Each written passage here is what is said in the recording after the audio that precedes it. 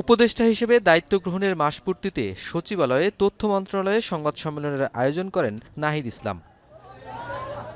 জুলাই অভ্যুত্থানের শহীদ ও আহতদের স্মরণে আগামী শনিবার রাজধানীতে সভা করার কথা ছিল, তবে সেটি বাতিল করা হয়েছে।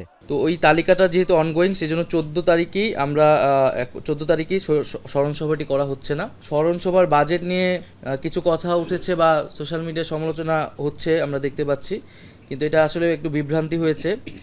এখানে 5 কোটি টাকা যে 64 জেলা থেকে পরিবারের সদস্যদের নিয়ে আসা ঢাকায় এবং যারা দূরে তাদেরকে আগের রাতে নিয়ে এসে একটা থাকার ব্যবস্থা, মূলত এই কাজে সিংহভাগ খরচটা কিন্তু এই কাজে যাবে।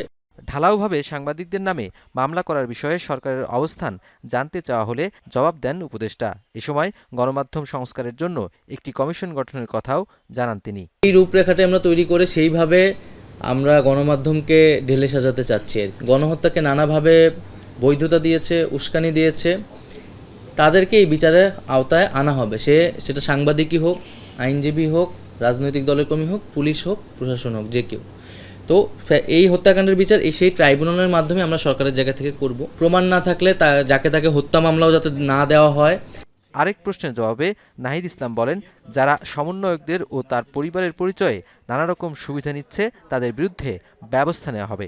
আমাদের নাম ব্যবহার করে, আমাদের পরিবারের নাম বা কারো নাম ব্যবহার করেই যাতে কোনো ধরনের অন্যায় সুযোগ সুবিধা কেউ না নেয় এবং কেউ নিলে তার বিরুদ্ধে যাতে ব্যবস্থা নেওয়া হয় যথাযথ।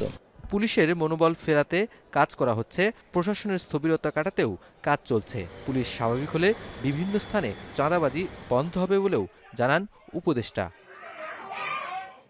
নুরনবী সরকার, যমুনা নিউজ, ঢাকা।